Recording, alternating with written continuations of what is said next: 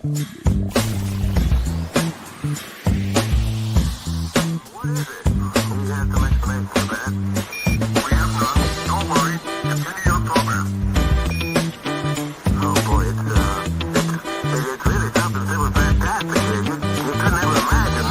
to Planet Pluto Shoot.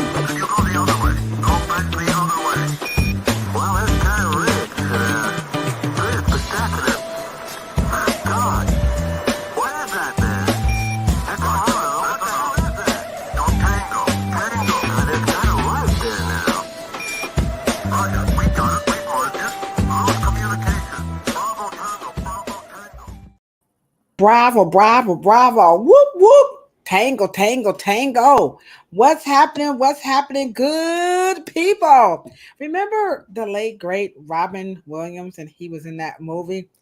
Good morning, Vietnam. I missed him when he was, remember Rourke? Nano. What y'all know about Nano? Y'all, if you know Nano, then you know that this is the hair oracle. What's happening? The one and only Cheryl Morrow is going down. Lolo, the one and only Key Lolo. You know how it's going down. You know what I'm saying? Everything is going good.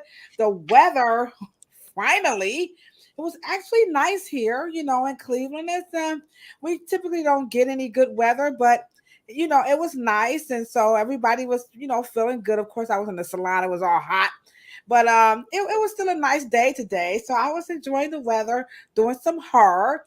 And so the topic today that we're going to be talking about is really, really good because hair loss is just one of those topics that are just, it just never, you know, you can never get enough of it. And the pseudoism is, I don't know, is that such a word? The pseudoism is very real out here. And so we're gonna, you know, tonight we're just gonna get into it. So today at work, I definitely, you know, I had some hair challenges, but it was a good day today. So you know, number 45 is this little trial thing. I try to catch up and see what's going on with them, and this guy. It's just, you know, I'm just going to say this, y'all. You know, this podcast, this is America's favorite podcast. And it is all about the education of Afro hair for us licensed cosmetologists, barbers. We also cover skincare. We're going to do some nails. All that good stuff is coming up. But this thing about number 45, I just can't seem to grasp that we have an actual president that's, you know, he's got the pornography and all this other. I remember I used to think that the president, when I was a kid, I thought the president was like the richest person in the world until I found out Michael Jackson made more money than the president. Yeah. I was like, at least in that job, you know. Yeah. I mean, you know, that's just how I felt as a kid. I just thought, you know, the president was the richest person, you know, well, in the United States. I wouldn't say the world, but that's just what I thought. And so, and I don't know anything about number 45. I'm just going to be honest. But, you know, just the whole title, you know, the president, that's like the highest, you know, job in the Americas. And so it's just, so to me, just watching this unfold is, I don't know. No, it's weird. It is. It's very good. We got and it's so funny how, you know, MAGA supporters will say, "Oh, when he was in, he kept us safe. No one messed with Putin. Didn't go into Ukraine when he was president." You know what I mean? It's like, but you don't mind him embarrassing you and laughing at it, and the country's laughing at us now, right? I mean, when you think of the whole structure of what countries are supposed to be about, and, you know, it's just a whole bigger picture. And why y'all know where Key Lolo finna go, right? What's up? I see y'all coming. Y'all come on in. I see y'all coming on through. So you know where I'm finna go with this. It always boils down to color for me. You know, if that was a black man, if that was Obama, hey. If it was Kamala Harris. Huh? If it was Kamala Harris. Yeah, I mean, it would be a whole nother conversation. So that's just my whole thing. But y'all know me, Key Lolo, aka Messy Boots. So I'm just, I'm just looking at the whole mess behind it. But our book of the month, by the way, while we're waiting for some more people to come through the chat, is now. Remember, we have some books that we're saying you guys must get. All right, you must get these books. So number one, we said off the rip. If you are a licensed cosmetologist, you're in the beauty and barbering industry, hair, skin, nails, all that good stuff. You need Styling Jim Crow sitting up on your in your home library. You gotta have Stylist Status by the beautiful Miss Savannah Walker, which, by the way, she is on LinkedIn, and so she connects with people. So she's a real live author. Okay, so you can go and check her out. And then don't forget, you gotta have, for certain, without a doubt, you must have 400 Years Without a Comb by Cheryl's dad, the one and only, the legendary, the incomparable Dr. Willie Morrow.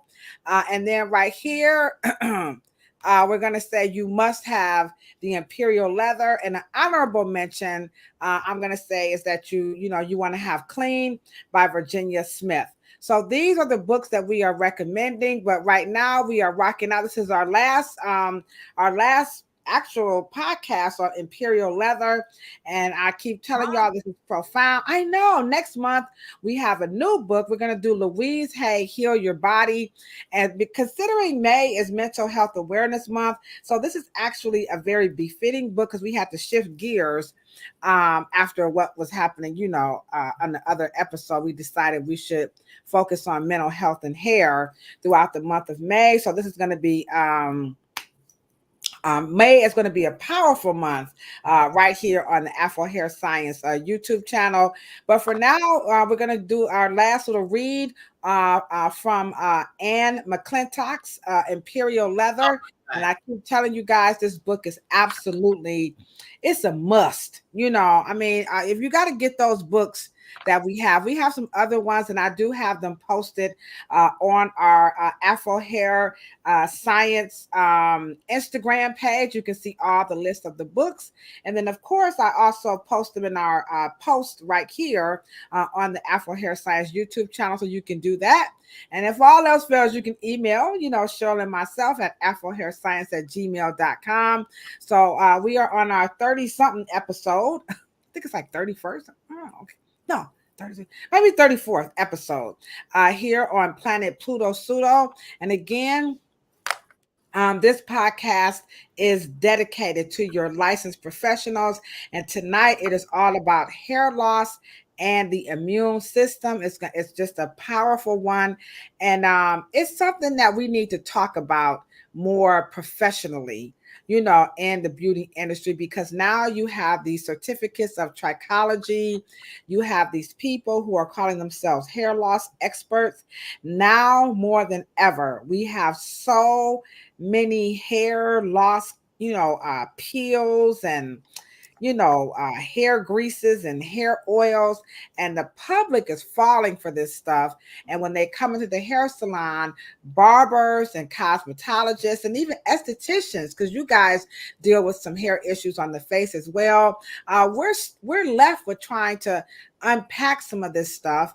And so Cheryl is a cosmetic trichologist, and so she's going to be able to help us understand this a lot. So this particular podcast is not as funny, as the dumbest ish that people say about black hair, but we do get pure and unadulterated. Don't get it twisted. Ain't that right, Theo? Yeah, he'll tell you that's what's going down. So we really need to just have this discussion, because you have all these these natural hair expos, and then I don't know, Cheryl. I'm just sick of this. I'm trying not to be agitated, because I remember Esther, and I think it was Miss Foster, was saying that we're the only two that's really talking like this, and we need more licensed professionals to speak up.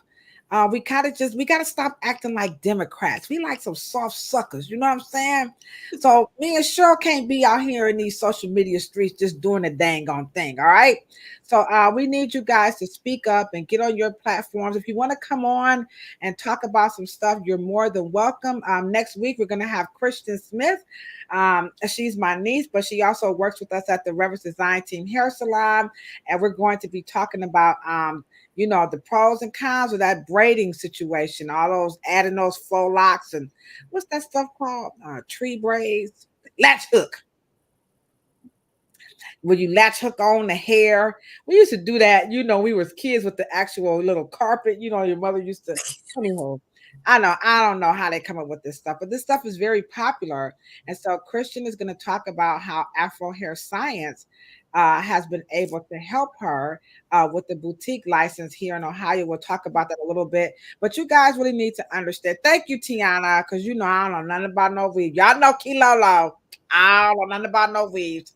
So Christian Smith is going to be here to enlighten us about some of the dangers and misinformation, especially for professionals, who have boutique licensees working in their spaces, because you're not supposed to be working by yourselves. And Christian will talk about that a little bit more. And so that's what's going to happen next week. And our new book, again, will be Louise Hay, Heal Your Body. And our homegirl, LaWanna Bennett, let me give her a big round of applause because she always rocking it out with us. All right, if everybody's sitting in the chat with us, you know who with us? B is in the chat. Let me tell you who I see in the chat. And y'all know what time it is. Whenever I say her name, y'all got to go ahead on and say it. But that's right, my boss. Oh my goodness. Lavina Joseph is in the chat. So whenever we see Lavina Joseph pop up, we make sure we always say drop them L's in the chat.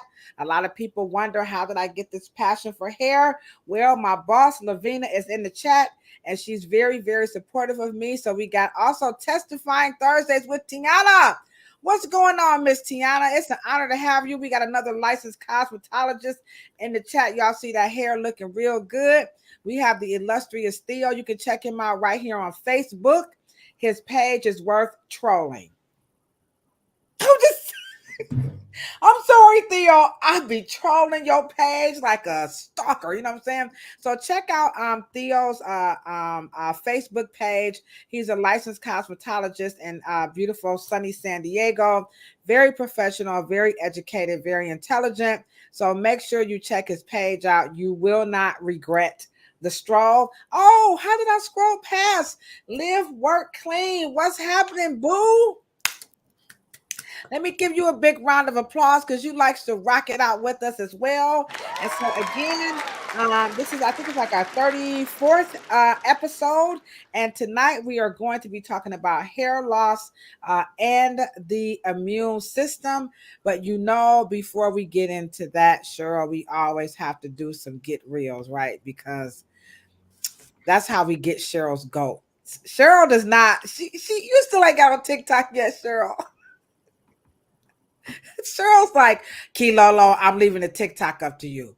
Absolutely. So Cheryl is just like, listen, I ain't got time for all this social media. So she leaves that up to me. So if you are new to the platform and you're wondering what do we do, so we get real. So what I do is I go over mostly to TikTok. Sometimes I'll go over to Facebook and I'll get the reels, and they're part of the topic. And so it's really to let Cheryl know really what's happening out here, because remember, she's the expert. She's not working behind the chair. Me, I'm the shit starter. Let's keep it 100. So I'm the one that's going to get it going. And then Cheryl, she's going to make sure she breaks it all up. And so tonight, Cheryl, I got two good ones about Get Real. You guys hold on to your seats because you are going to love these Get Real. Let's start out. You want baby hair or you want short hair? Which one you want? Which one y'all want first? Come on, y'all. Wake up. It's 10 o'clock. We just got one solid hour. Come on. So which one do you guys want to hear? You want to hear? You want to get real, some real baby hair? All right. Thank you so much. Oh, LaWanna, we did not drop the L's in the chat. That's why I love you, LaWanna. Here you go. All right, boss. That's for you. LaWanna, like, y'all ratchet. Y'all did not put no L in the chat. All right. So what we're going to do right now is we're going to get real, but this time we're going to get real baby hair. That's REEL. Real baby hair. Cheryl, this is what's happening. This is why this topic is so important. Here we go, guys. It's a cold Sunday to complain. I hold it in until it rain. It's a cold. Come on now, dog. Come on, man. So the men, Theo, what up? What's up? I did not know that men are doing the baby hair. Let me show the baby. You know, it's a rapper called The Baby. Did you know he's actually, I think his dad's from Cleveland or something like that. So I'm gonna show y'all this one more again, because sure, I don't think you hear me, y'all. Men are doing the baby hair. Here we go. The real baby hair. It's a cold Sunday to complain. I hold it in until it rain. It's a cold. Come on now, dog. Come on, man. Oh no, little Boosie. But little Boosie like,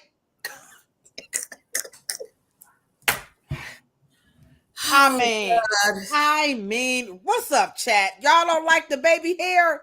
Y'all better not be hating out here. Oh, he said they're wearing wigs as well. Well, I get the wigs because back in the day they used to be called toupees, but I guess don't nobody use that word no more. They gotta. Why you laughing, Liv? Work. Look at LaWanda like. I have some tea. Tea. What's up, Tiana? You hating, man? Y'all, everybody got. She says everybody's getting weave, man units, faux locks, faux beards. Wait, now I ain't seen the beards. Now hold on, I'm gonna take that down. Now I know they ain't got no fake beards up in here. Now come on, now we go. I'm sorry, Tina. Hey Theo, you heard me think about some fake beards? Now that's too much. Now I get the hair thing, you know, because I slap some weave. Something happened to me, I ain't gonna lie. I'll put some weave on here in a minute. But I'm vain. You know, vain people do that. Like, hold on, put some, you know.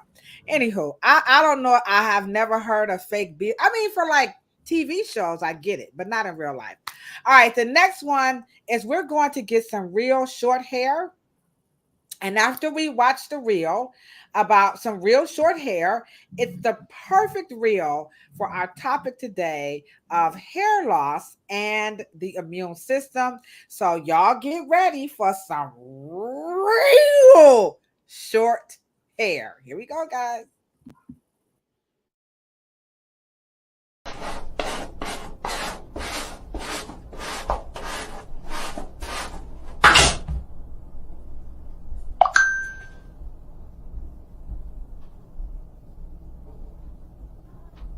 Come on now, dog.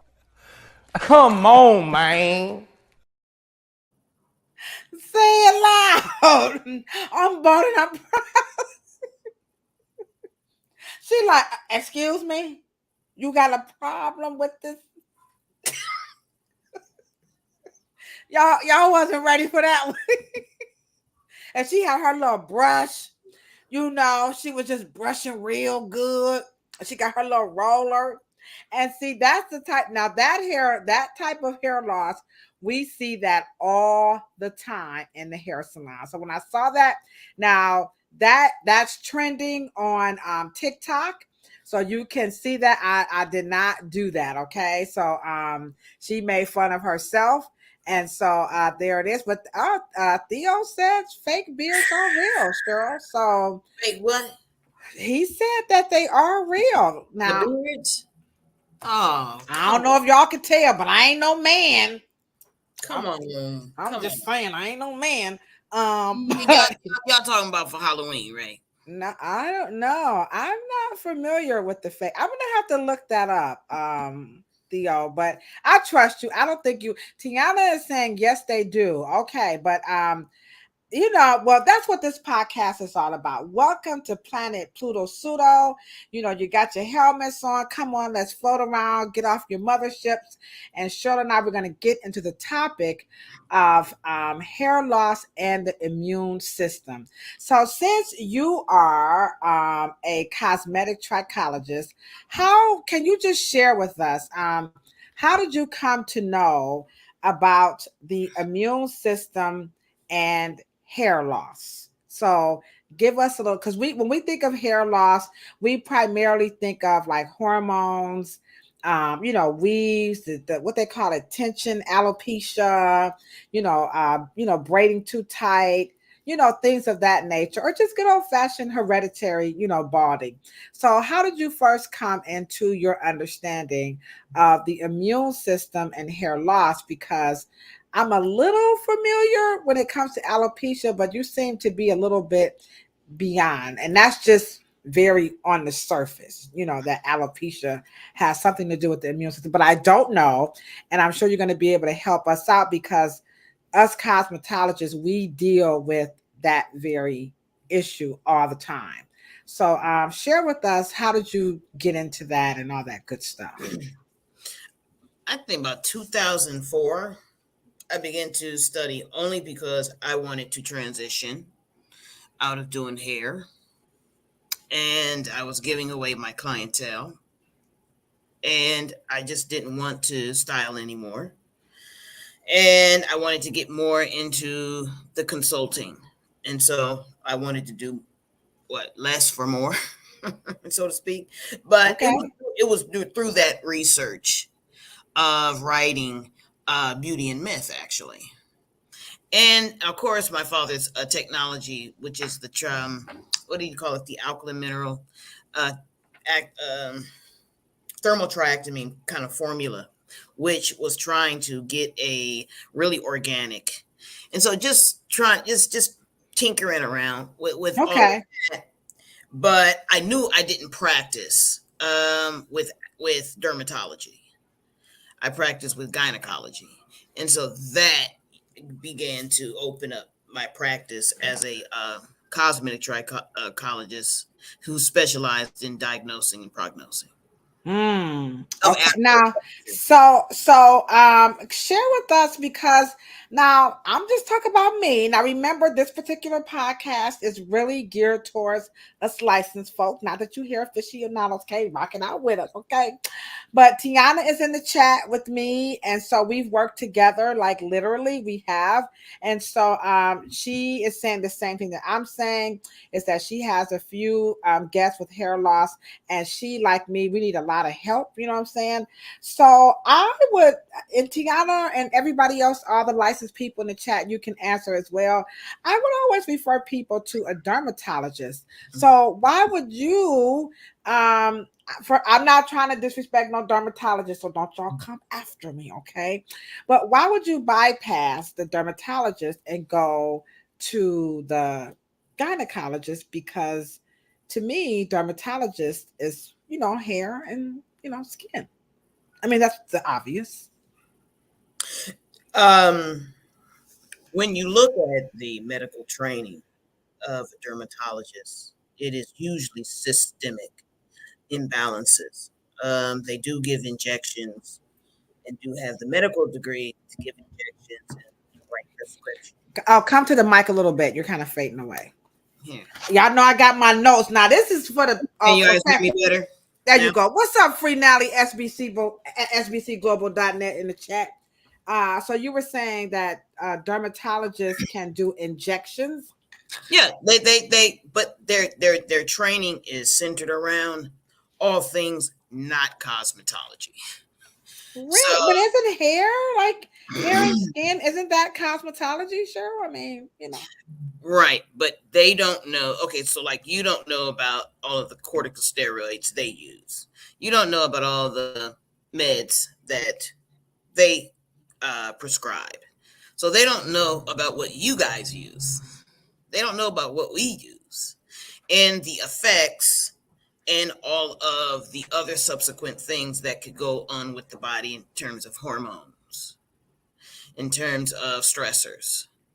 They probably have some experience, I'm sure, by hearing it, but they are trained to deal with a specific category of skin disorders, and um, they may study the the scalp skin in terms of how it interacts with hair, how it interacts with nails, and things of that nature in your face and your scalp and your anything with doing with the skin, which is a big thing, but they do not, and they're not familiar, and they do not know the nuances. So what I decided to do, since I did, and I could also learn dermatological first kind of prerequisite low entry 101 dermatology. And since as a cosmetologist, I have the freedom to learn that, and I have a freedom to practice that. But I found that gynecologists and even nutritionists, or even, endocrinologists, they were so much more prepared to talk about what Black women under my when they come see me. Wow. That was more of a match because it was hormones and glands and thyroid and regulating of the body systems, and not just the skin alone. So Yeah. I just preferred it. Okay. All right. So now we got a little scope. Now you said something that's very interesting. Now I have a quote here. Okay. And you talked about some of the challenges that dermatologists, they just have in general, pretty much in understanding what we do, and just that really on the surface, issue around hair, skin, and nails. So they have that specialty, they have that expertise, but it's not as in depth, particularly when it comes to, Afro textured hair. And this, we know this is not a lie, because when we did the Afro Hair Summit in 2023, we actually was able to help a dermatologist, gain access rather, to licensed professionals for some research, because she said that they don't really get a lot of training about Afro hair in medical school when it comes to dermatology. Now, what do you think? I was shocked, because customers would always say, I don't like going to the dermatologist because they prescribe the same old medication and nobody wanted to use it. And I just, I always kind of poo-poo that. I'm just going to be honest. I don't know about you, Tiana, but I just was like, y'all better listen to the doctor, stop tripping. All right. But then last year you had this, she was a doctor, doing the research and was saying that they don't get a lot. So were you surprised? I was surprised. So what do you think about that reality for dermatologists who are just now getting into the Afro hair, even with the cross section of the skin, which I challenged that. But anywho, keep talking. The cross section of the skin. Well, my whole thing in cosmetology school was, to me, this color of the skin and the hair was always straight. I didn't particularly like that. I felt that was a little slighted, but people was like, Ladosha, you just always being so controversial. I mean, why we gotta look at that? I mean, I'm just saying. So can you give your take on are you aware? Are you familiar with that? Because that was new to me, but did you know that was the case for the School of Medicine and Dermatology, that is limited for Afro hair? Right.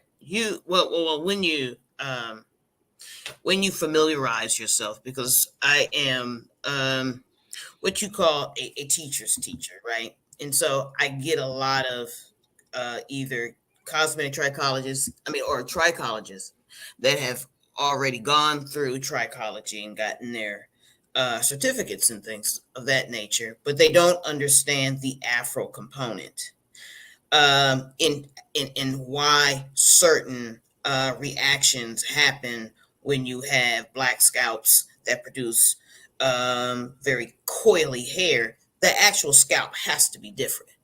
The only thing they teach us about Afro hair is that it goes back into the skin. That's like the most. I'm just talking about my education. I'm not talking about yours. But that was one thing that they talked about, that the hair like to go back into the skin. And I'm like, is this more? Right, but even Afro hair is even different when it gets to the cheeks and the face. Really? Not the scalp. It's different. You've never seen an ingrown hair on a scalp. You may have seen it when you get a razor bump, maybe here in the back, but you don't see it inside of the hair unless you had a injury of some sort. But usually the scalp hair is growing in its pattern. It doesn't directly curl back, into the scalp skin, cheek skin, chin skin. Right. Yeah. Right, That's what I was referring to. That's the right, most we right, would right. hear about Afro hair was Yeah. that, when it came to the beard or, the hairline. But other than that, I went to a cosmetology school like a dermatologist with Mhm. no mentioning. I don't even think I heard of Afro hair science until I met you. Mm.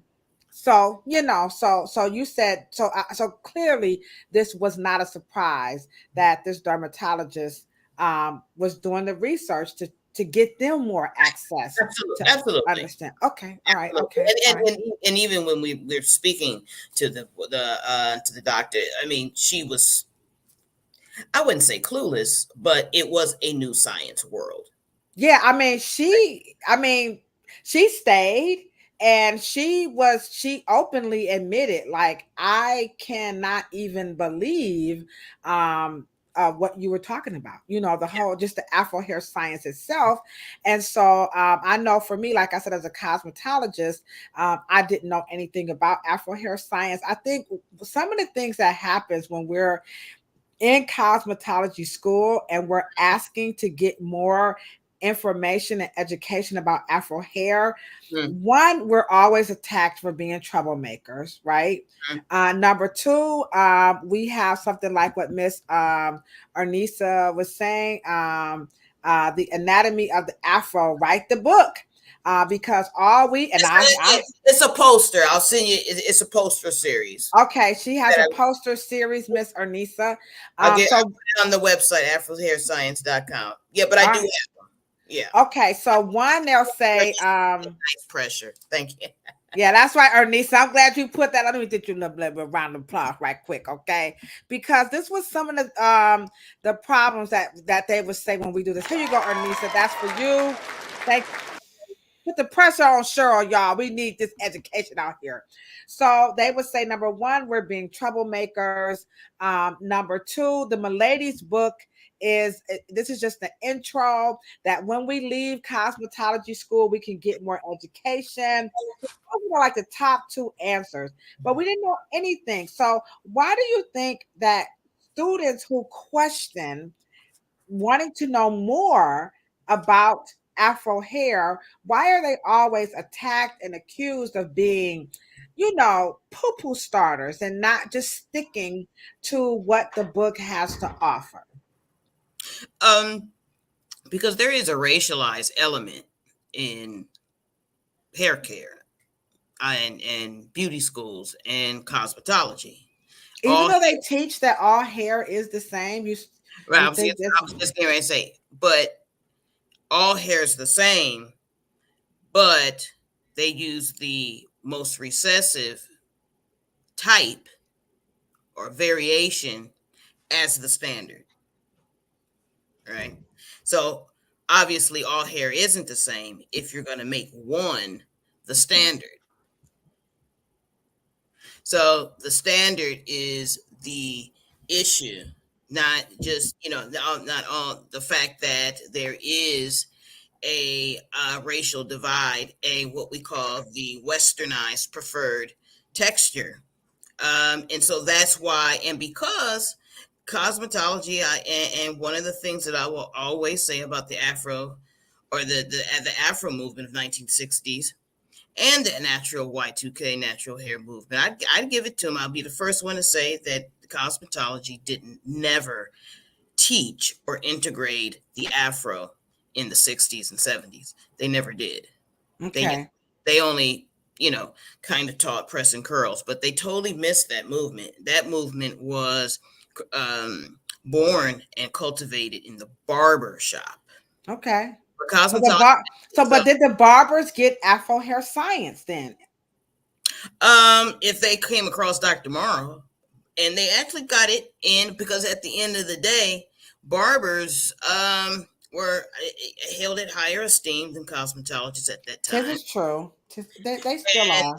yeah, and barbers have they had so many more sciences and alchemy and chemistry, and because they work with blades, and so tonsorial art form, black men could cut anybody's hair, but white men couldn't cut black men's hair. Okay, so we're kind of back to the education, because now this is a older book, all right, but I just kind of wanted to just drive in Cheryl's point when she said when they teach cosmetology. Whoops, sorry guys. Oh, let me go this way.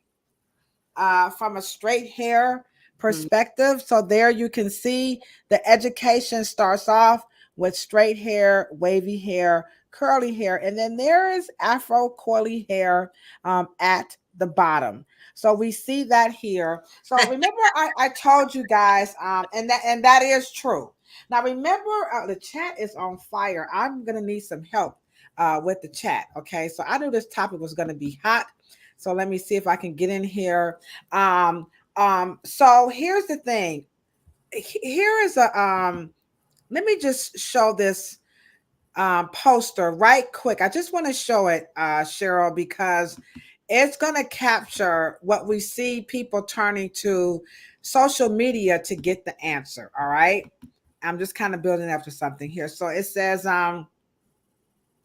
how sad it must be believing that scientists, scholars, historians, economists, journalists have devoted their entire lives to deceiving you.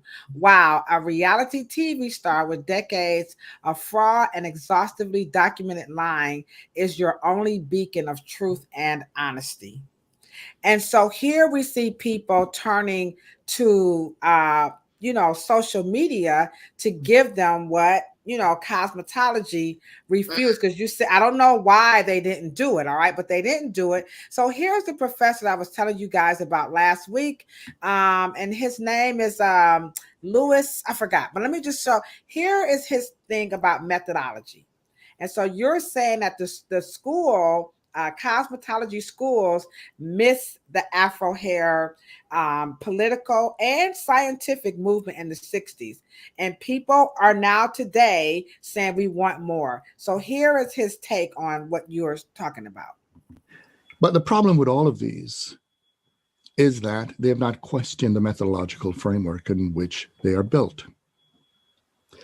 So what happens then is a form of a peculiar problem when the discipline or the method encounters people who don't fit. The tendency is to respond by asking, what is wrong with these people? And that is exactly what happens, right? Whenever we question, they say, what is wrong with these people, right? And then he goes on to say this. Here's part 2 for you, Cheryl. Here we go, guys. In effect, then, one turns the people into problems instead of examining the problems the people face.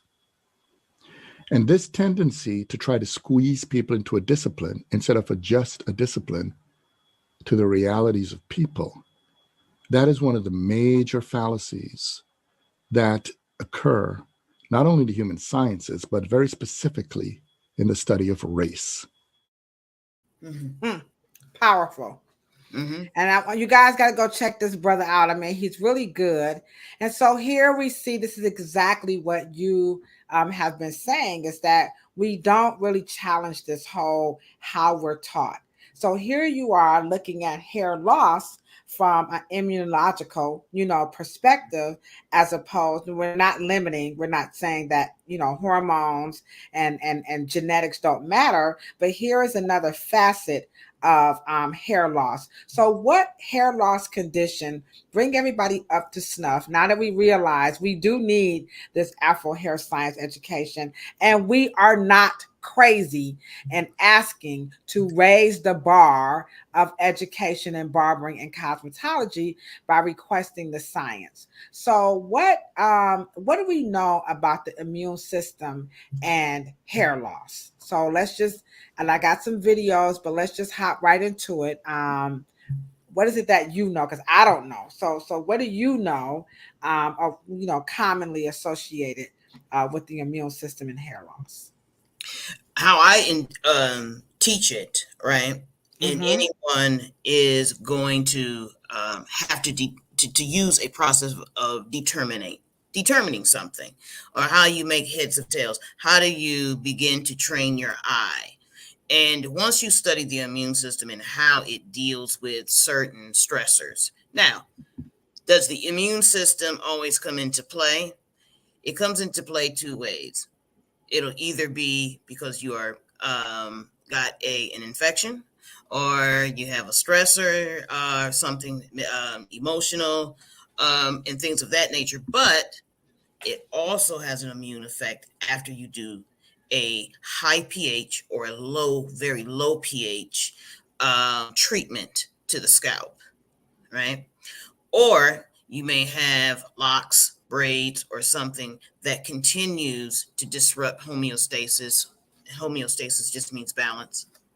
That continue tension, and that creates a message, and the immune system will respond by either a pustule or some kind of inflammation, right? And total shutdown. Those things are regulated through the immune system, then into the integumentary, which is your skin, nails, hair, and stuff like that. But learning those systems are very easy to start determining what you're looking at when your patient comes in, or a patient Well, client. but people really think that the neatness in your lock styles, they want the parts, they want the circle parts, they want the C parts, they want to see a pattern. And so for the aesthetics, I think it trumps, what you're talking about. So is there a happy medium for those? Because now I am not a loctician, okay? And we don't have any way to know. These are the things that concern me. I don't even know how in a ham sandwich and French toast are we supposed to know what makes someone a loctician, and how. I don't know that they're making, well, I'm just me personally. They're not making these determinations because they're not set as a standard for that practice, because we as cosmetologists, I see so much more damage to scalp from these natural hairstyles than I ever saw with any hair coloring or relaxer. Am I tripping? Am I throwing shade? Help me out. And if you're a cosmetologist, remember, a barber, this podcast is for you. So we're just going to pick the ham sandwich out of Cheryl's brain. So this is what I see. I see that as a problem.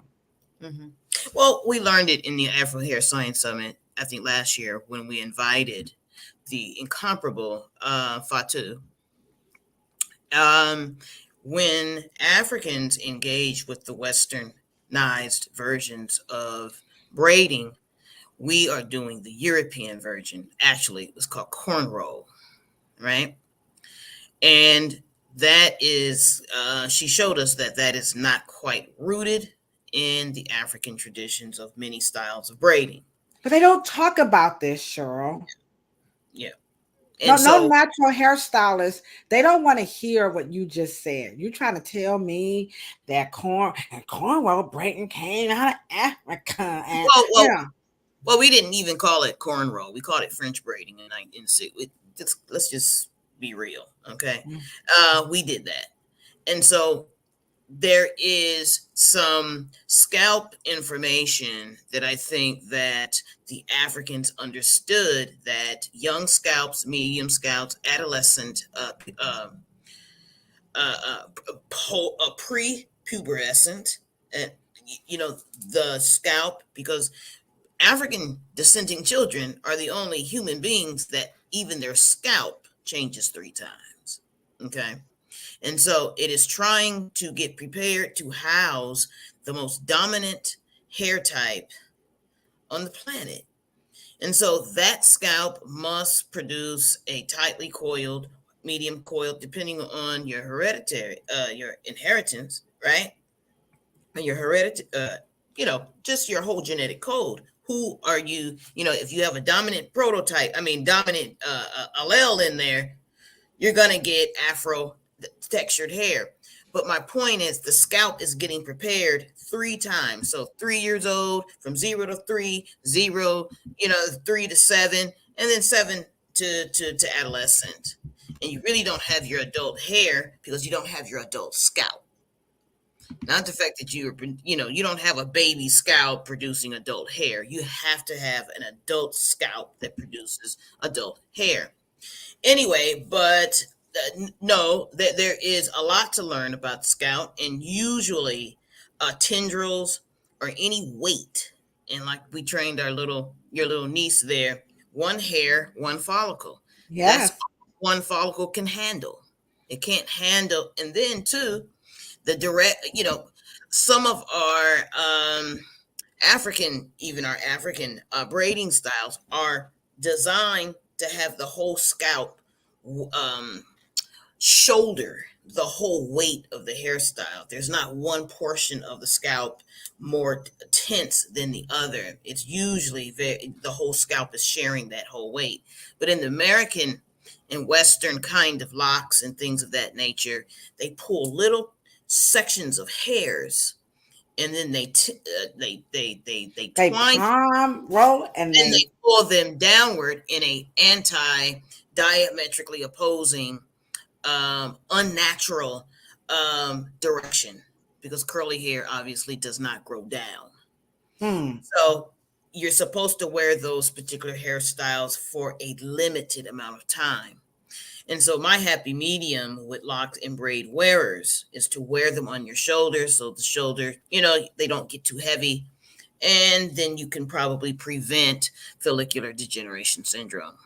All right. Well, we're kicking it. We're doing pretty good. So what we want you guys to do to help change the narrative about hair loss and its association with the immune system. Cheryl's going to show, because the chat is looking pretty good right about now. I need you guys to show them what they got to do right quick. Here we go. Just do it right now. It's pretty cool. Watch this. Here we go.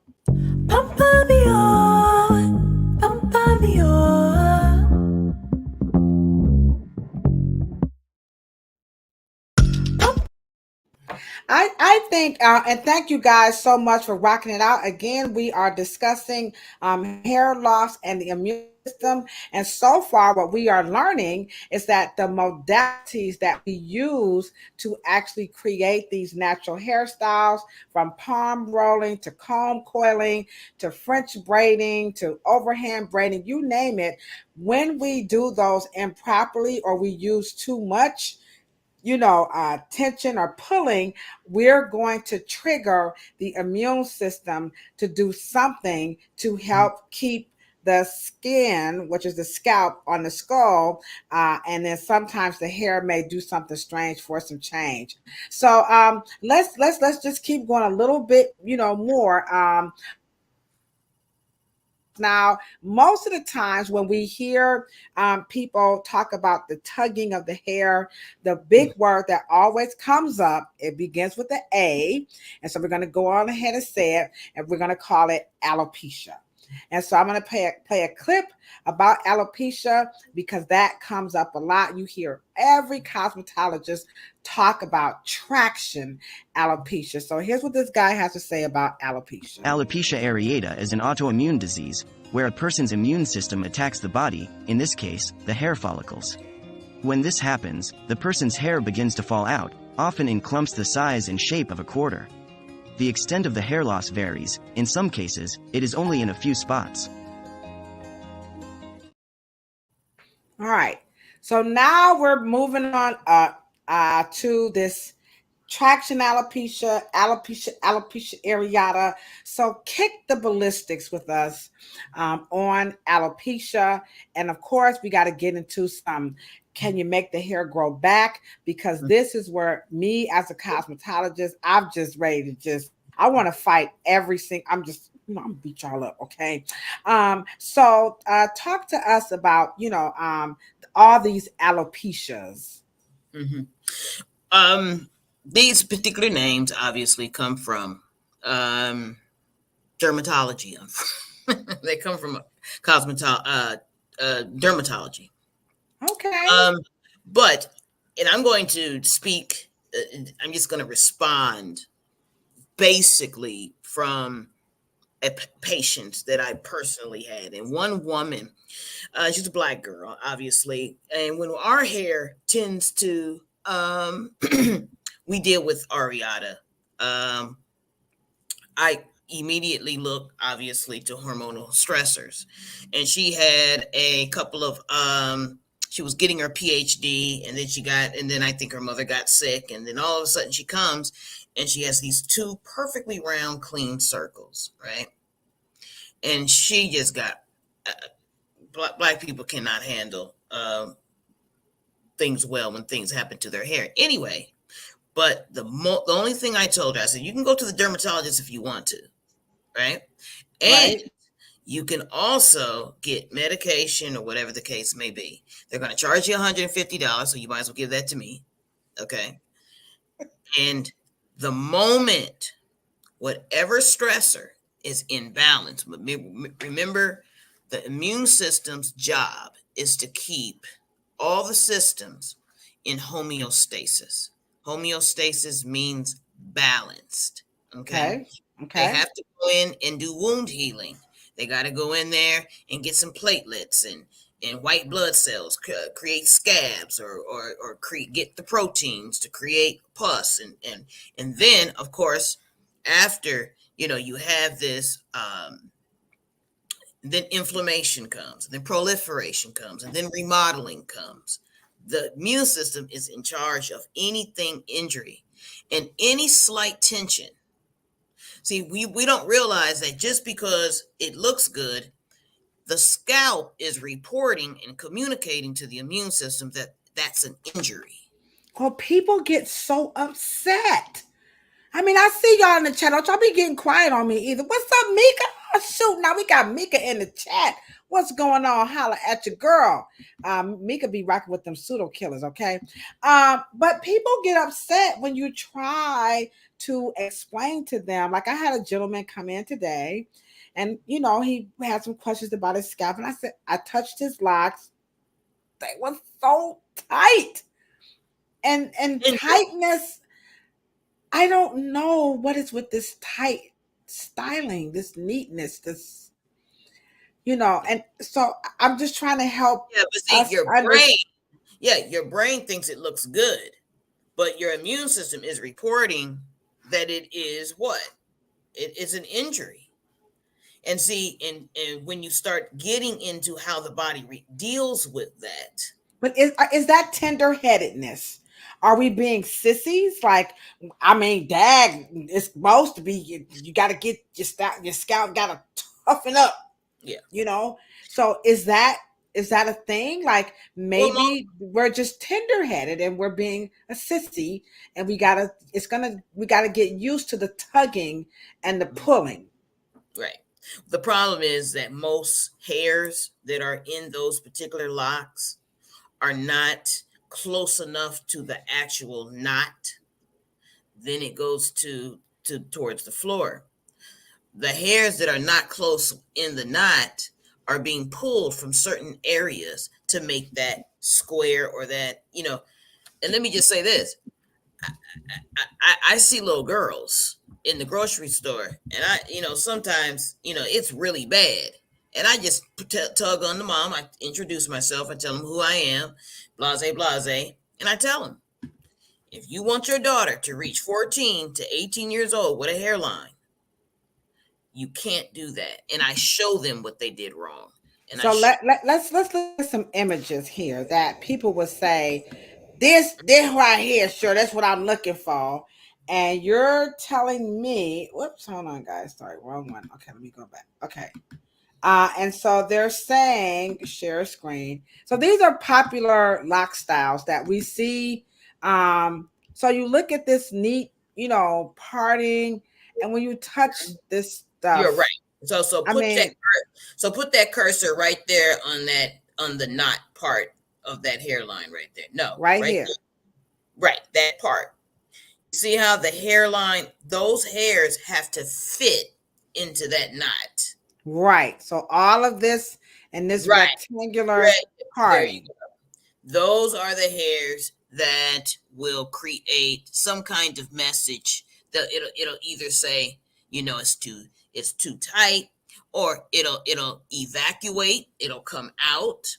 And once you keep pulling hairs that are not in the phase of evacuation, and out of its resting phase, and it's going into its growth phase. The moment you pull the hairs that are in the growth phase, you are creating a pulling.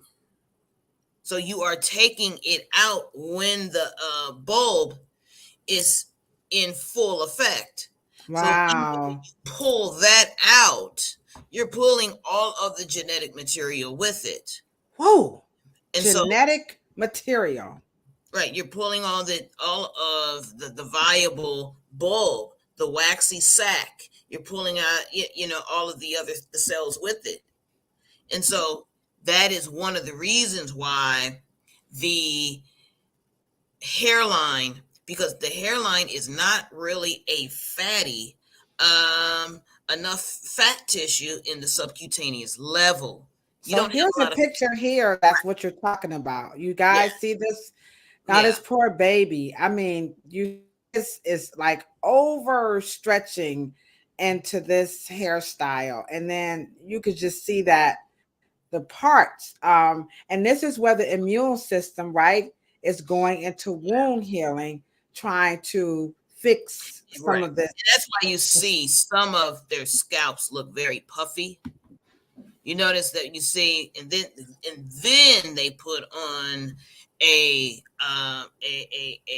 put the hair follicles in oxidative stress because they put wax on it or gel on it. Oh, so you have this barrier between any kind of relief. Now, do they look nice? Yeah, they look sharp. That particular young lady there needs to make sure that she takes that down wherever she's going. She needs to wear that to whatever the location was, or event or a banquet. She needs to go home and take that down. So here, let's look at the gentleman from and I was concerned about his hair. That's the Texas gentleman, right? He had the locks in his hair. Mm-hmm. And then I predict that eventually he will cut this off, because when you see this picture here of his hair, not good at all. Yeah. There is, I wouldn't say grooming improvement, but what I am noticing that he's a young guy. Mm-hmm. And that I think that's a shorter version. I think he's probably 3 years growing that out. Okay, so he's growing that out. Now, I'm not saying something's wrong because his hair. This is definitely natural. So I'm not saying that this is ugly. I'm more so looking at the condition with the color. But all of this is a good thing, right, Cheryl? This is because he doesn't have all the parts in the sections. Right. Well, and the original intent of the Rasta 4i was to all the hair matted, not them pulling apart little tendrils to make sexy hairstyles. That was not the intent of the Nati dread. It was to allow the hair to mat in terms of one big, and then the whole scalp shouldered the weight. Mm-hmm. But we are forsaking health for glamour, and Right. Because I, I look at the first lady's hair, and we see how nice her hairline was here. You see that, Cheryl? yeah. And then when we look over here, that really concerns me. So again, so the immune system, what is the immune system doing to the scalp or for Okay. the scalp? Or I'll stop sharing now. Well, you have to. It belongs to a system called the integumentary system. That is the system that is in charge of your skin, your nails, earlobes, eyes, hair, eyebrows.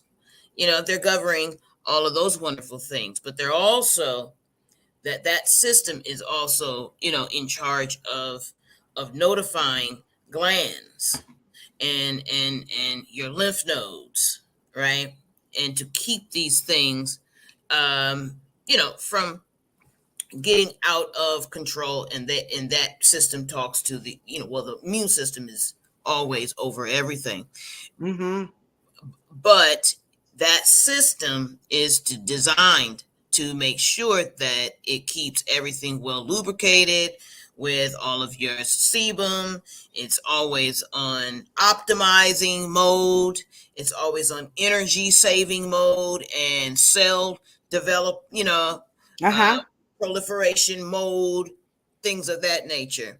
The immune system is always trying to respond. If it cannot respond, you guys get an irritant. I think the thing of it is that when we think of the immune system, we think of like colds, like the coronavirus was all about, the spikes in the immune, you know what I'm saying? Your HIV, all of this, we Mm. think of it as in like viruses, and we don't see it, for hair as in like alopecia and the healing and all of this stuff that you're talking about. Miss Kai is saying stuff like this makes her think if the person like what about that numb feeling like that people talk about now when I'm styling hair, even when I'm shampooing, I'm always asking how does it feel, because I'm not, I want to make sure I'm not doing it too tight. But you talked about some styling methodologies of using waxes and then they put the mousse on it. Now, the loctician or the natural hairstylist is definitely going to say that the mousse is going to set that lock style.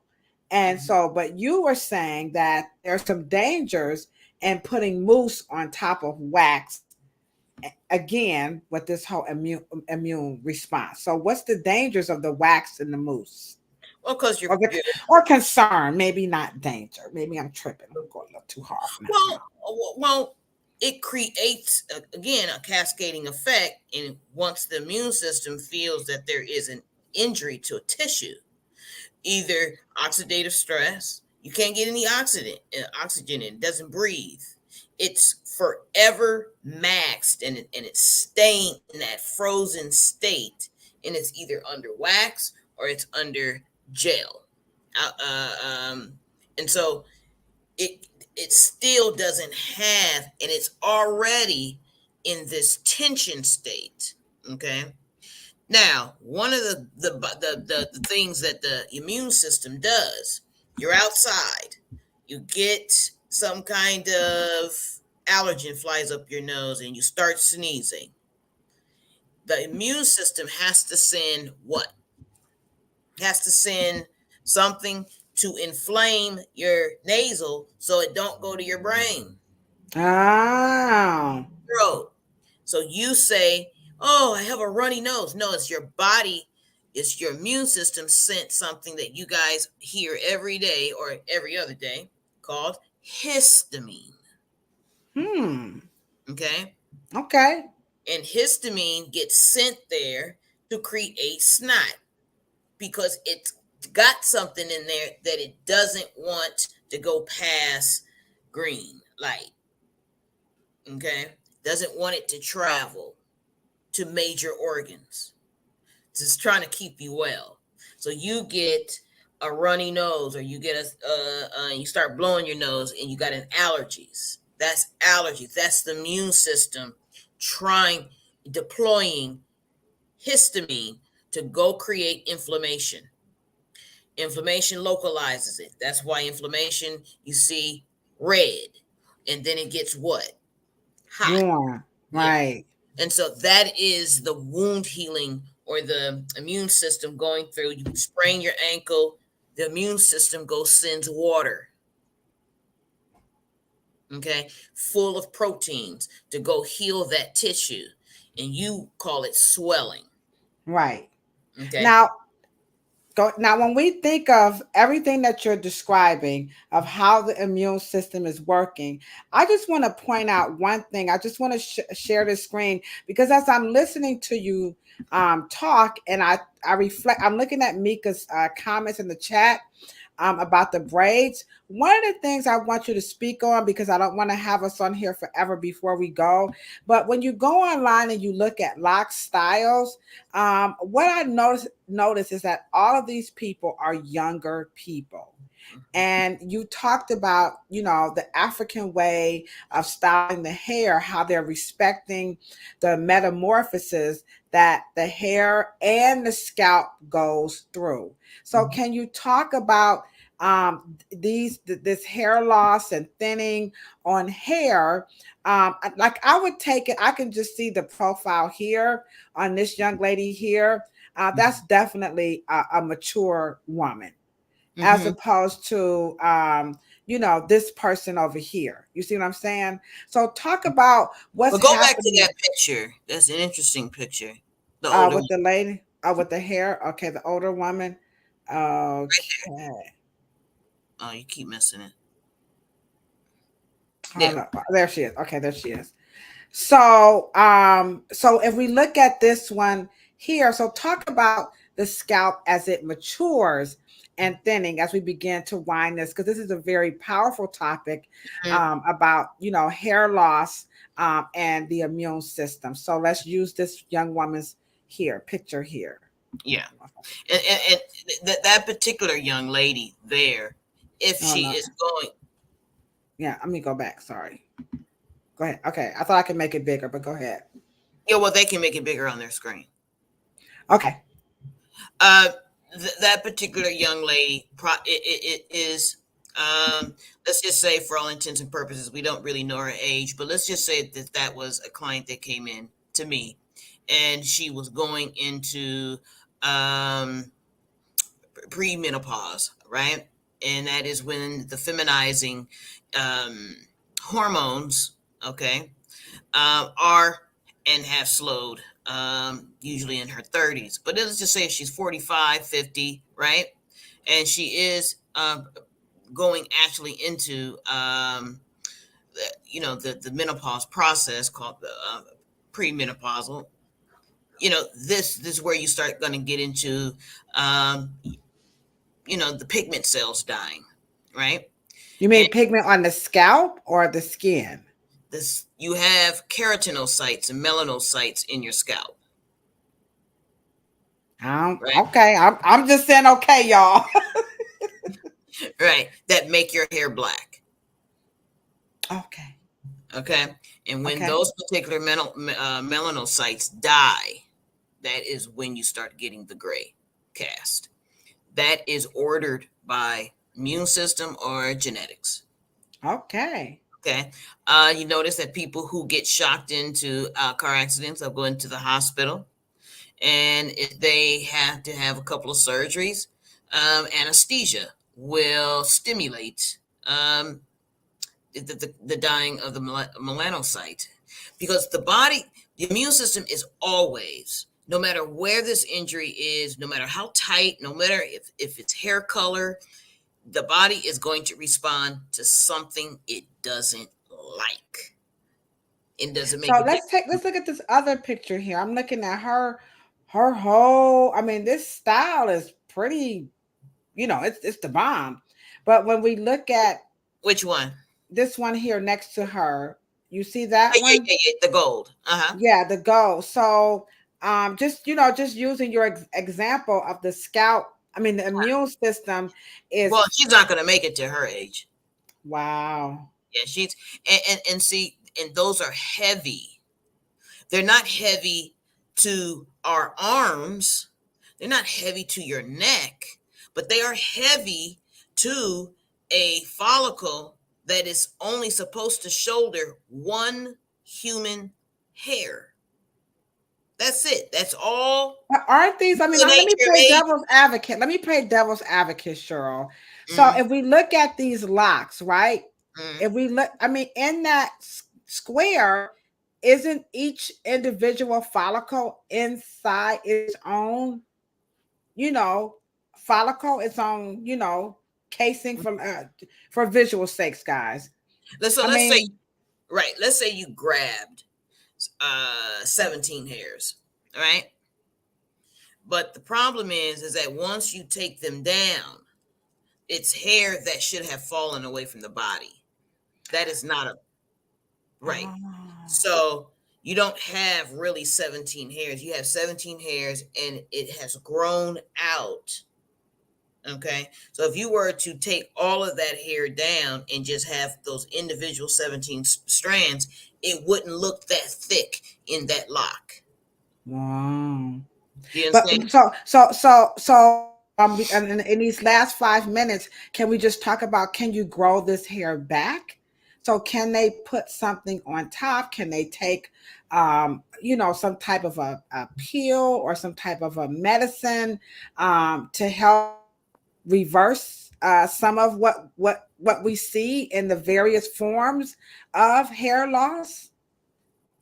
Well, if the papilla is intact, the problem is that most the hair loss accumulation of when you start seeing the imploding of most hair follicles where it looks shiny and leather-like starts turning dark, and then the skin starts getting hard, and then you start killing the tissue, and then the tissue starts dying, and then they'll start feeling some pins and needles or some lack of maybe some soreness.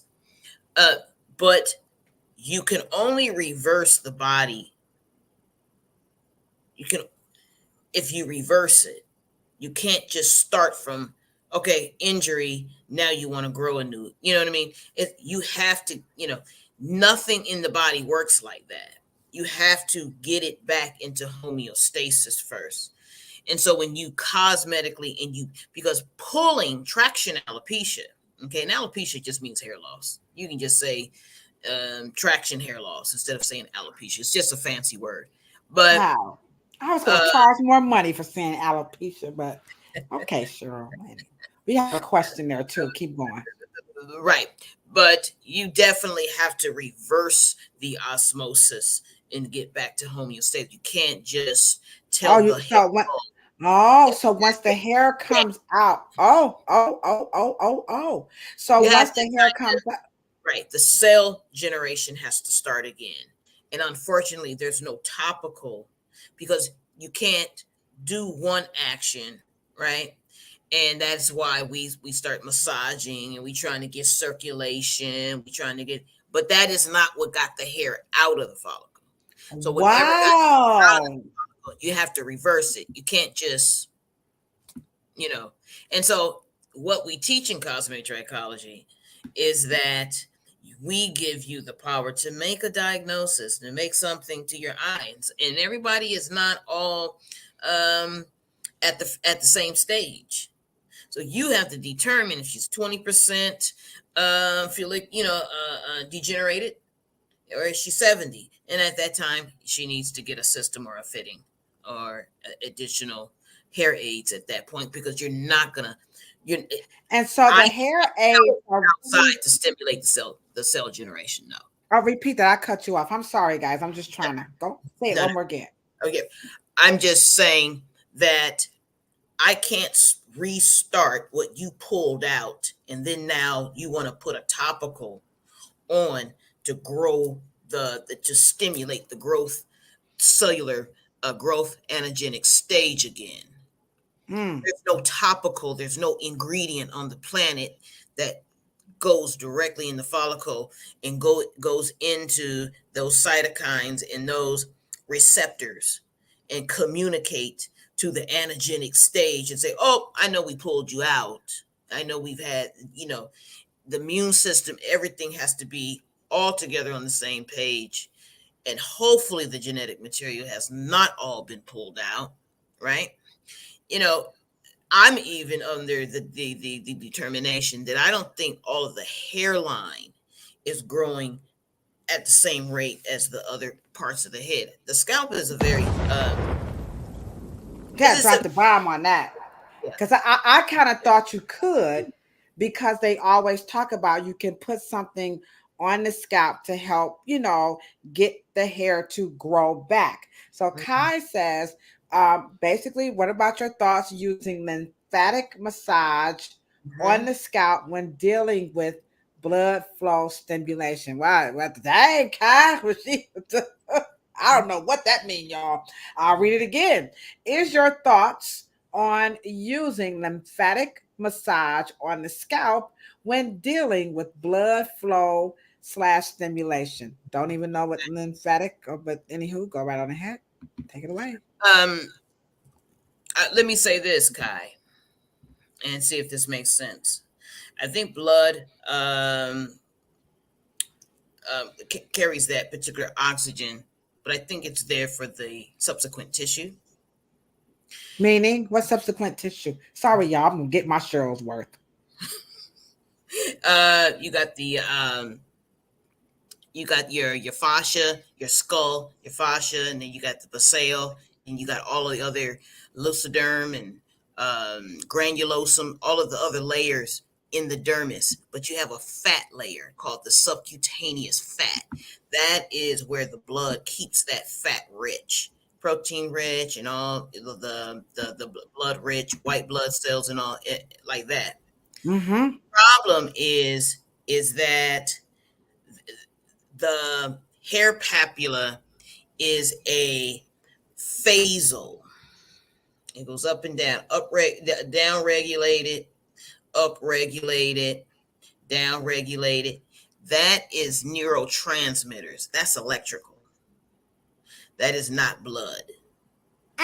Blood is not. The hair follicle does not eat food. Okay. Damn. It's a stimuli. It has gel cell generation. It is in 3 phases. You know what I mean? And so that is much more of a electrical impulse, through hormones and glands. That's one of the reasons why stressors affect hair, because your charge are transmitters. They're neurotransmitters. They talk. They are, your hair follicles smell. Hold on. Wait a minute, Shan. Shan, come on, hold on. Did you hear that? I'm like, what did you just say? Your hair Kai, I hope you're writing notes, because I am. Your hair follicles smell like your nose, or you mean like a sense? Right, guys. In the skin, you have neurotransmitters, the receptors. Your nervous system sends an impulse, sends a message, say, hey, let's go to the toilet, or let's go to the door, or let's just walk. Problem is that you also have a receiver system that's called the endocannabinoid system. So when when one phase says, okay, it's time to stop growing, let's have the 60,000 hairs go into telegenic stage. Well, that's a message. If it's a phase, it has to communicate. It has to cut on, has to cut off, has to go to the next. Okay. It's not blood. Well, why do they keep saying blood make your hair? Come on, y'all. Don't y'all leave me hanging. Me and Kai can't be asking all the questions now. So why? See, this is what I thought. I thought when you massage the scalp that the blood, see this little papilla, it's going to carry some blood into the bulb, and that's where the nourishment is going to come from. And you say it's all about it's a clock. It's a clock. It's a clock. Dang. Okay. It's your biochemical clock. You go into you. Do you plan your telegenic and anagenic catagenic stage? Y'all don't plan it. It's already in the system, and it's already working on impulses. You have something called TRVP. Okay, if I got that right, if y'all can look that up.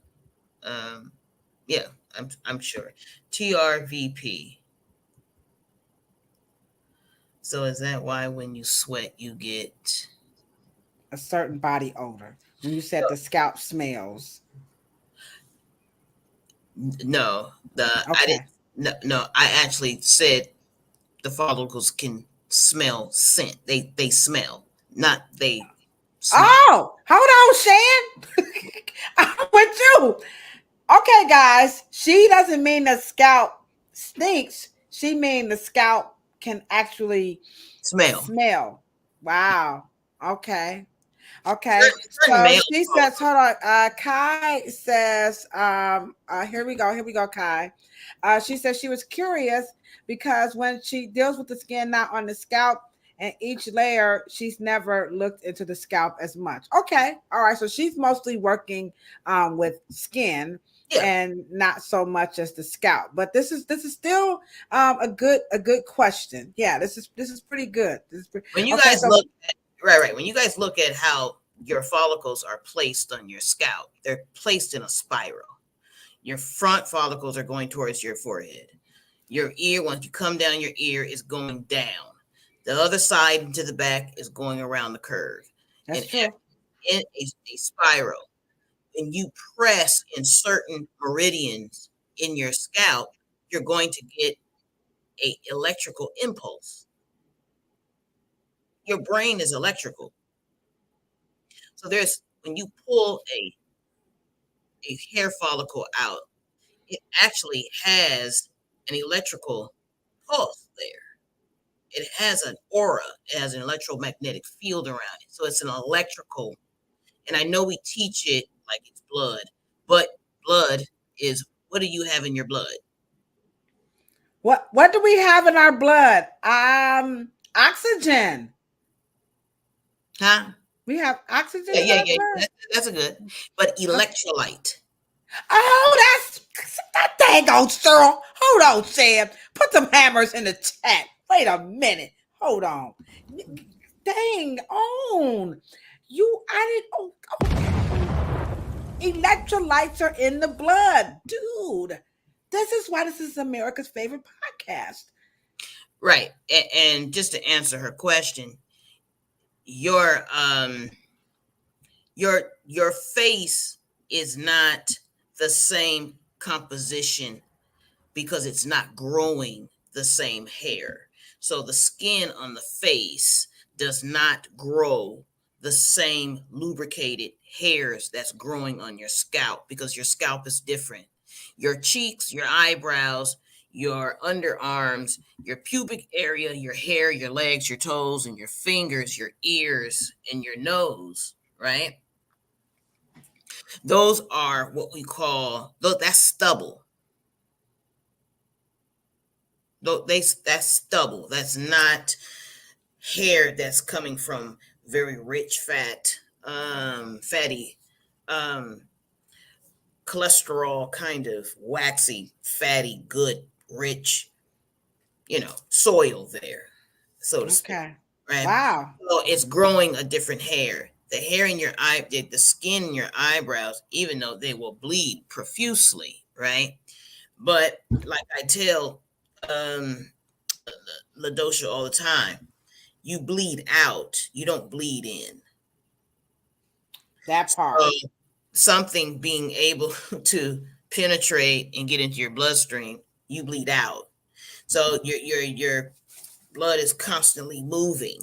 It's not the blood that's returning to the aorta, your heart. That's not what's bleeding unless you bleed out for a long period of time.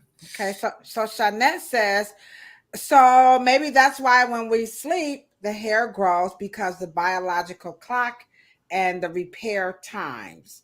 So, they say when you sleep at night, your body is repairing itself. So is that part of that biological clock? Well, I will say this: it's part of the melanin process.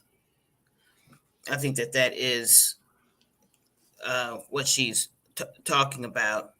But the hairs don't automatically kick into necessarily growth phase at night. But then, What? I heard that your hair grows more at night.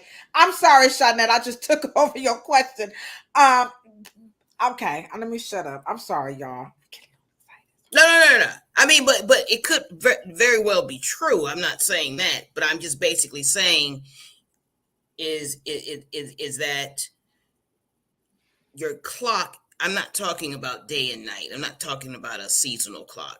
Oh, I'm talking about a process of homeostasis versus inflammation, cell repair, cell generation, and it could very well be connected to the moon and all of that. I'm not saying that. I'm saying that I am not versed on that, and so okay.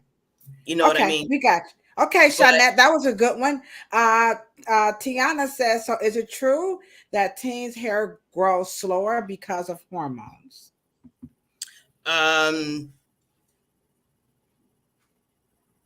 Is it true that a adolescent's hair? Well, let me just say this: by the time the process of a baby going from hair that has been completely drenched in its, amniotic fluid, so the hair comes out very low vibrational. It doesn't have a cuticle yet. Doesn't probably have a cortex yet, right? Scalp is has not developed, and then you get to 5 years old. The hair changes. I don't know if the growth phase is slower. It would make sense if your body is naturally aging. That would not make sense. Your growth is from zero to until you get to the estrogen drop at 30, but you're in your prime. But it wouldn't grow faster Slow. between 21. You turn 21 and all of a sudden, and everybody's genetics are different. Okay. But I will say usually hair is you have your disposition in your genetics when you come here. There are babies that got a head full of hair, and some babies aren't born with any. So there is a instructions, and so I was, Right. yeah. Yes, we have to keep And that then in mind. and then babies that eventually grow a whole bunch of hair, even though they were born when they were bald when they were born. That would be me. That would be Kilo. Right. Okay, that would So, be me. so there's as professionals as we are, those things have to be processed back into our professionalism, and we have to kind of think tank that one out, because I don't know what it would mean even if we discovered if it grew slower when they were, but I do know that if their feet are growing Fast and the hair is falling. their hair is not on a whole different. Okay. All right. A little biorhythm there. Okay, guys. So let's close this out with a statement. I'm going to read a little excerpt again. We are talking about Anne McClintock's. This is Imperial Leather. So we have a couple of books. We said you must. We repeat, you must. So this is one of the books that we just implore. Please, guys, get this book. All right. Imperial Leather. So this one is on naming lands. Okay. And so she says, women are the earth that is to be discovered, entered, named, inseminated, and above all, owned. Symbolically reduced in male eyes to the space on which the male contests are waged. Women experience particular difficulties laying claim to alternative genealogies and alternative narratives of origin. Linked symbolically to the land, women are relegated to a realm beyond history and thus bear and particularly vexed relations to narratives of historical change and political effect. And at the end, she goes on to just talk about, and it's important to stress from the outset, however, that the gendering of imperialism took very different forms in different parts of the world. And so, as we can see here again, women in this whole imperialistic society were just pretty much cast aside as little things to do and own and put aside and do whatever you want. If you want to know more about this imperial leather, please get you a copy of Anne McClintock's Imperial Leather, and it will rock your world like Cheryl did tonight. This was absolutely powerful. There are some questions in the chat about how can I get some more of this education. Well, we are going to be hosting the Afro Hair Science Summit in 2024. We're working them out, the logistics and everything. We're in the process of doing that as we speak. And so we're looking at the fall for sure of 2024. Our topics are going to be mastering texture, color principles, the salon suite versus salon businesses. So this one you don't want to miss. Last year was a mega hit. So be on the lookout. Cheryl, you want to close us out? This was extremely powerful. But you want to close us out on the topic of immune and hair loss, because I've learned. I'm gonna watch this again. I've learned so much. I know Frida, Cheryl just be. Oh, by the way, Frida did bring Shan a pair of socks to Shan, where your socks at? So we're gonna give it up to Frida. A nice fresh new pair of socks, or where the toes were not black nor were the Frida. All right, okay. So Cheryl, how you want to close us out? Let me stop the time. Sorry, guys. Really?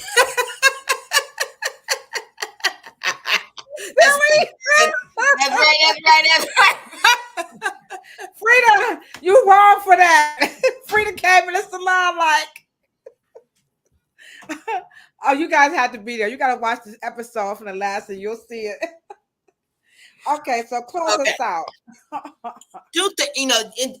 As you read Imperial Leather, right? Thank you, sister. Men balding was actually a industry so much more many years before women's balding.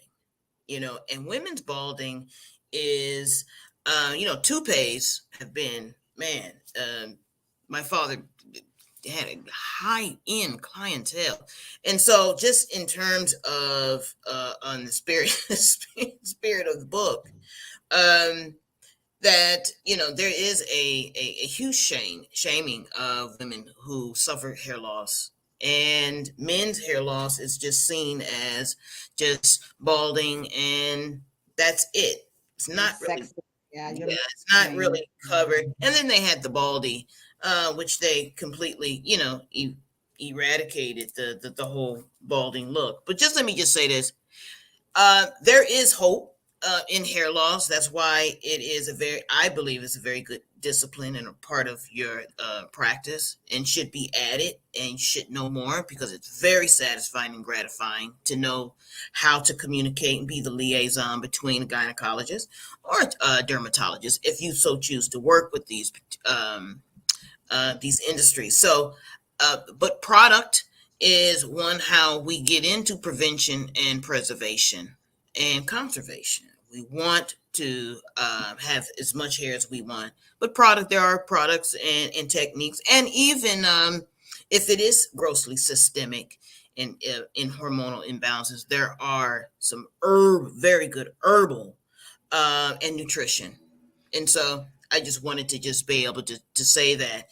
But we also can be very good beauty nutritionists, because there are some a lot of nutrition that helps us in the way we look and feel.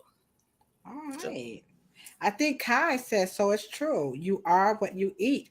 So thank you so much, Miss Kai. Thank you, everybody in the chat. The chat remained full as usual. Sure, you do such a phenomenal job at keeping us scientifically literate and making all of this very, very user friendly. It is our goal here on Planet Pluto Pseudo that when you go back to planet Earth, that you do this. Okay.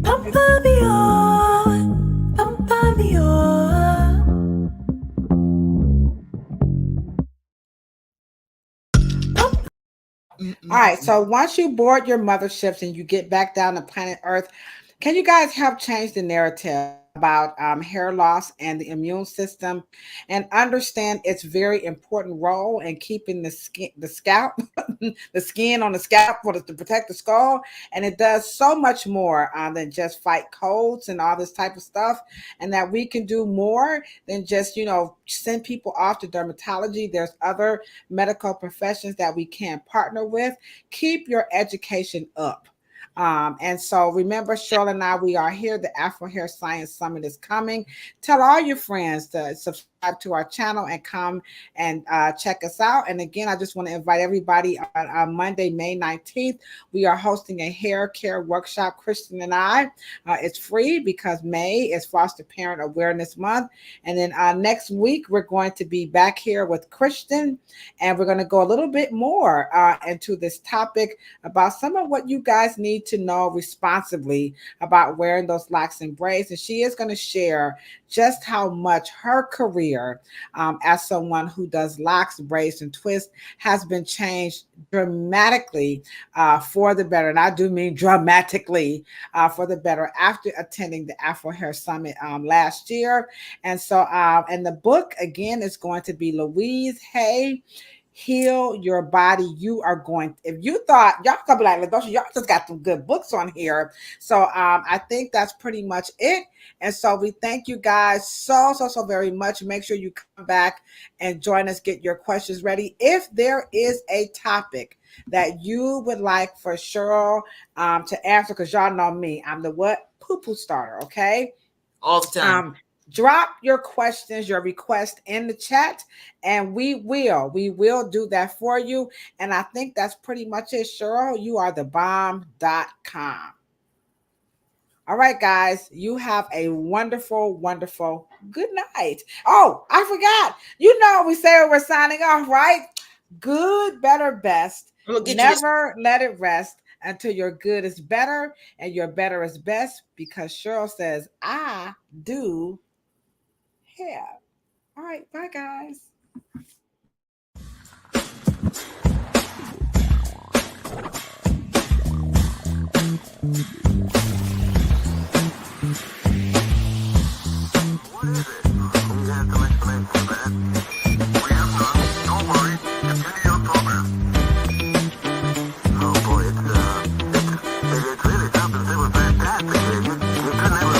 Welcome to Planet Pluto.